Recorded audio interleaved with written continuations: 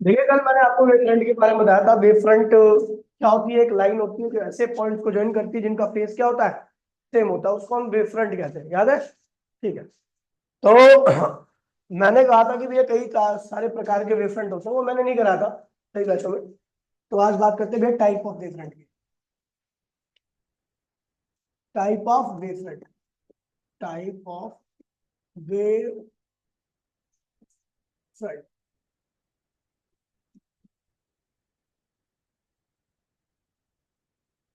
जो सबसे basic type का होता है, जिसको सबसे ज्यादा पढ़ना, वो है भैया आपका स्पेरिकल वेव फ्रंट।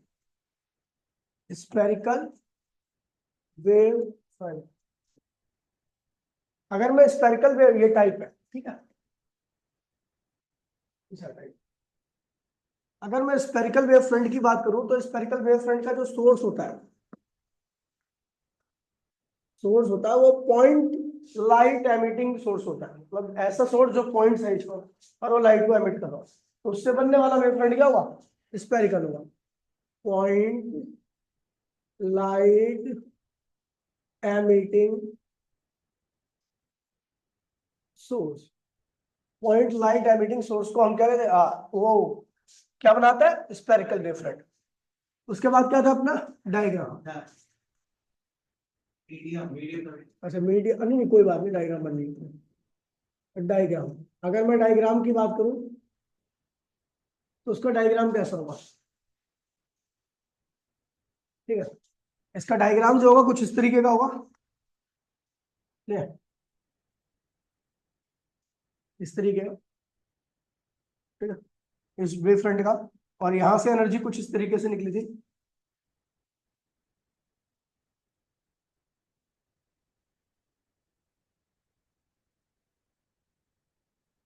और ये रहा सोर्स, जहां से आपकी एनर्जी क्या हो रही है, निकल रही है। ये रहा सोर्स, पॉइंट साइज का। एनर्जी ऐसे प्रोपोगेट करती है, यहां पर आई, ऐसे यहां पर प्रोपोगेट करते हैं, ऐसी यहां पर, ऐसे यहां पर। इन सब एनर्जी का सोर्स क्या है भैया? वेव का सोर्स, सॉरी, फेस क्या है? सबका सेम। तो इस पे जिस सबका फेस क्या होगा? सेम रहेगा। फाई ले लो। सबका फेस क्या रहेगा? फाई रहेगा। फाई की वैल्यू कुछ भी हो सकती है। तो ये क्या बन गया? Spherical wave front. क्या बन गया?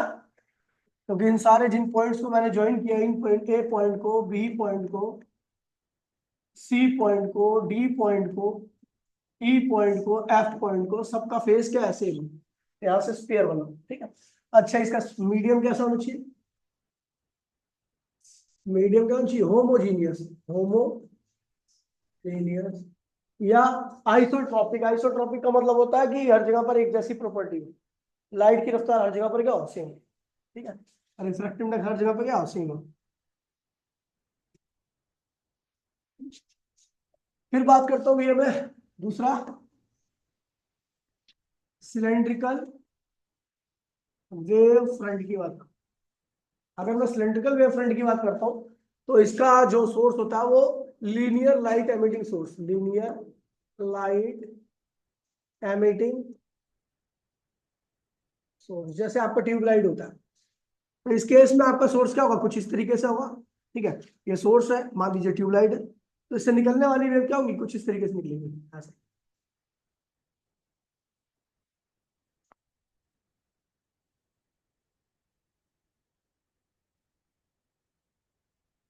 इस तरीके से आपको निकलेंगी।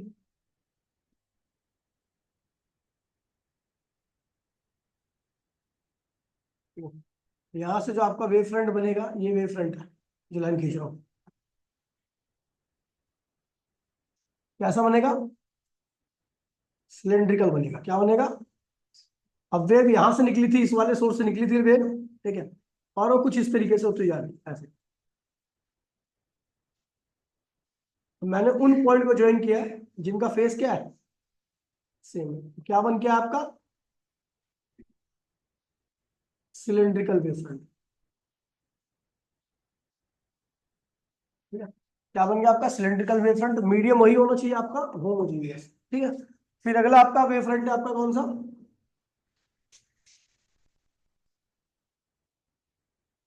प्लेन। Plane wave front. अगर प्लेन वेव फ्रंट की बात करूं तो इसके लिए जो सोर्स होना चाहिए वो डिस्टेंट सोर्स होना चाहिए, डिस्टेंट सोर्स ऑफ लाइट, जो आपसे बहुत दूर हो।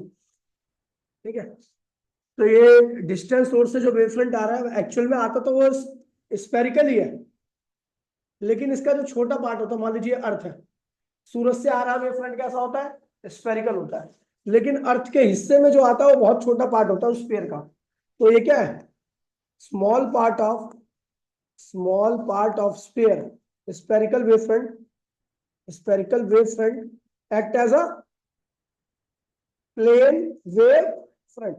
इस बड़े जो स्फेरिक एक्चुअल में आ तो रहा है आपके पास स्फेरिकल, लेकिन आपके अर्थ के हिस्से में जो आ रहा है वेव फ्रंट वो बहुत छोटा है, वो इतना छोटा है कि वेव कैसा बिहेव करेगा, प्लेन की तरह। मीडियम वही होना चाहिए आपका, होमोजीनियस। उसके बाद है आपका converging wave front. Converging wave front क्या होता है, तो वह plane wave front,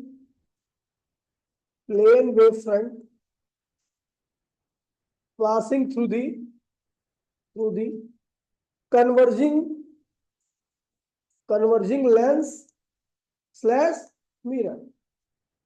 converging lens होता है कॉन्वेक्स लेंस, और कन्वर्जिंग मिरर क्या होता है, कॉनकेव मिरर। ठीक है भैया, तो इस केस में जो आपका वेव फ्रंट होगा, पास जब प्लेन वेव फ्रंट पास करेगा कन्वर्जिंग लेंस या कन्वर्जिंग मिरर से, तो उसका नेचर कैसा हो जाएगा, कन्वर्जिंग वेव फ्रंट। क्या बन जाएगा, मान लीजिए आपका भैया कॉन्वेक्स लेंस है, ये प्लेन वेव फ्रंट है, इसके ऊपर तीन ये पॉइंट है ए बी सी, इन तीनों का फेस क्या है, सेम है, लेकिन जैसे ही ये कॉन्वेक्स लेंस से पास हुए तो आपको पता है ए लाइट तो ऐसे हो जाएगी ना, ऐसे करके ऐसे हो जाएगी, लेकिन अब पॉइंट के साथ क्या होगा, तो भैया आपको बता दूं किसी भी मीडियम में जाए, अगर ए बी सी तीनों का फेस सेम है, तो कहीं पर भी जाए, किसी भी स्थान पर आए, कोई चाहे ए आगे चला जाए, चाहे बी पीछे जाए, चाहे कुछ भी हो जाए, उन तीनों का फेस हमेशा ही क्या रहेगा, सेम रहेगा, फेस में कोई चेंज आने वाला नहीं है। अगर ज्वाइन करोगे तो क्या बनेगा, वेव फ्रंट ही बनेगा। अब देखिए भैया, आपको पता है बी वाले पार्ट को थिक डेंसर पार्ट कवर करना है, ए वाले और सी वाले पार्ट को थिन पार्ट करना, डेंसर पार्ट। तो अगर मैं बोलूं तो भैया यहां पर आप देखोगे थोड़ी देर बाद जो ए बी सी तीनों साथ में थे, अब ए क्या होगा, आगे निकल जाएगा, सी भी क्या होगा, आगे निकल जाएगा, लेकिन बी क्या होगा, पीछे रहेगा। क्यों, क्योंकि बी को ज्यादा thick part, denser part B का थिक, जो डेंसर पार्ट है वो ज्यादा बड़ा है, तो उसकी स्पीड क्या होगी, डेंसर पार्ट ज्यादा है तो उसकी स्पीड लगातार क्या होगी, स्लो हो जाएगी। लेकिन ए क्या होगा, जल्दी से निकल आएगा यहाँ पर, सी क्या होगा, जल्दी से यहां से निकल आएगा, और बी क्या रहेगा, पीछे रहेगा।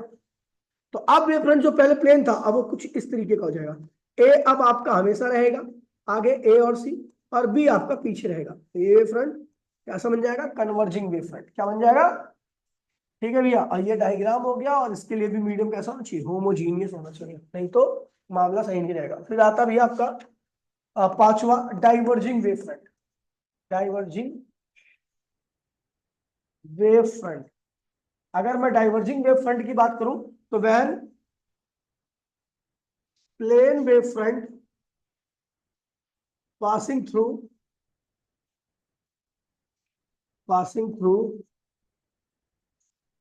the diverging lens slash mirror।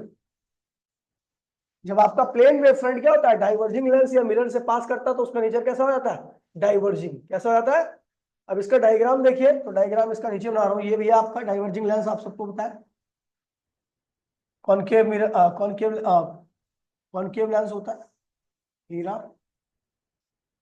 पहले इसके पास जो वेव फ्रंट आ रहा था वो कैसा था, प्लेन था, क्या था, ए बी सी।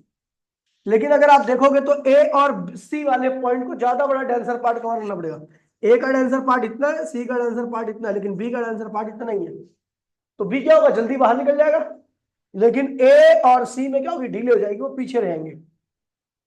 ठीक है, थोड़ी देर बाद रे कुछ आपकी इस तरीके से हो जाएगी, ठीक है, ये ऐसे निकल जाएगा, आपको दिखेगा कि आपका जो ए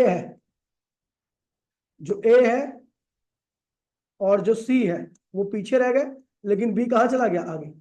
अब ए और सी हमेशा ही पीछे रहेंगे, बी हमेशा ही क्या रहेगा, आगे। तो ये जो पहले प्लेन था, अब कैसा हो गया, बाहर की तरफ, इसे डाइवर्जिंग कहते हैं। ये ए है, ये सी है, और ये फिर क्या है, ये डाइवर्जिंग में बन गया। प्लेन किस में बन गया, डाइवर्जिंग में। ठीक है, अब एक लास्ट आता है टिल्ट वेव फ्रंट, छठा। अच्छा, मीडियम कैसा होना चाहिए, होमोजीनियस कैसा होना चाहिए।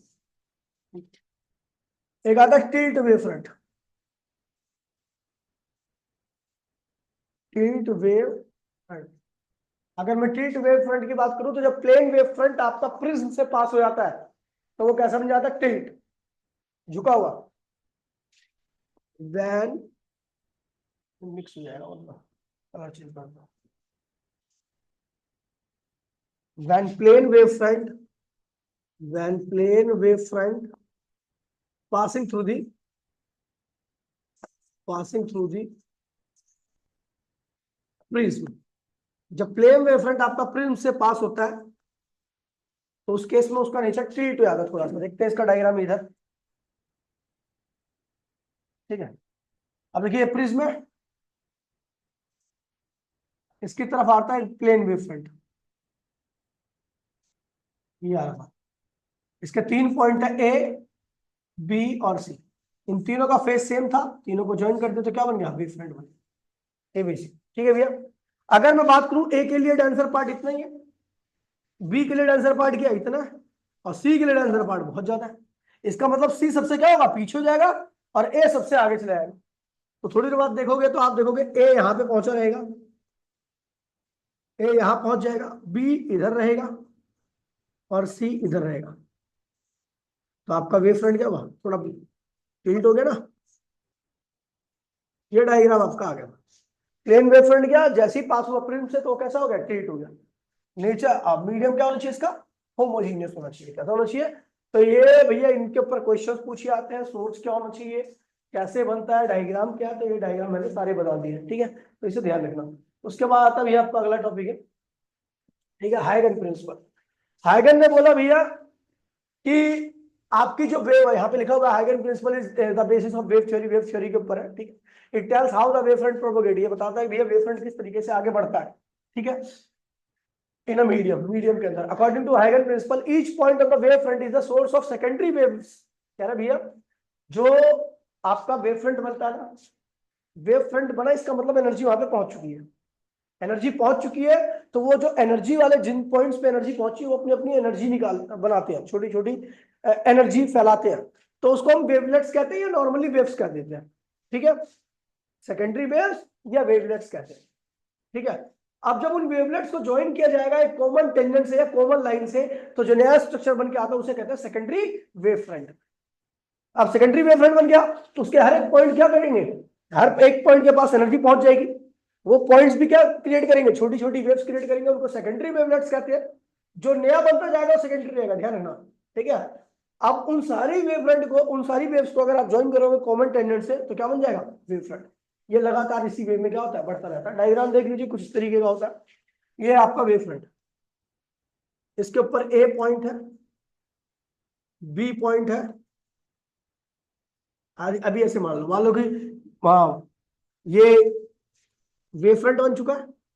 इसके कुछ पॉइंट्स जो है, कुछ नहीं सारी वैसे करते हैं, अपनी अपनी वेव बना रहे हैं। एक वेव ये बनी है,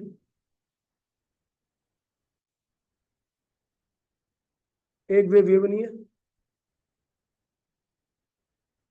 एक वेव ये बनी है। इन वेव्स के हर एक पॉइंट का फेस क्या होगा, सेम रहेगा हर एक पॉइंट का। लेकिन आपको फॉरवर्ड पॉइंट्स को ज्वाइन करना है। मान लीजिए कुछ पॉइंट्स है, ए, ये था ए डैश, ये बी है, तो इधर क्या आएगा, बी डैश। समझ गया, बी डैश, ये क्या है, सी है, सी डैश है, तो क्या हुआ, सी। जब इन तीनों पॉइंट्स को हम एक कॉमन लाइन से ज्वाइन करेंगे तो क्या बन के आएगा आपका, सेकेंडरी वेव फ्रंट। क्या बन जाएगा, सेकेंडरी वेव फ्रंट। अब इसके हर एक पॉइंट का सब एक करेंगे, फ्रेश सोर्स का काम करेंगे, और वो फिर अपनी नई नई वेव्स को क्रिएट करेंगे। ए पॉइंट से क्रिएट होने वाली वेव, बी पॉइंट से क्रिएट होने वाली वेव, और सी पॉइंट से क्रिएट होने वाली वेव। ठीक है, इन सारी ठीक है।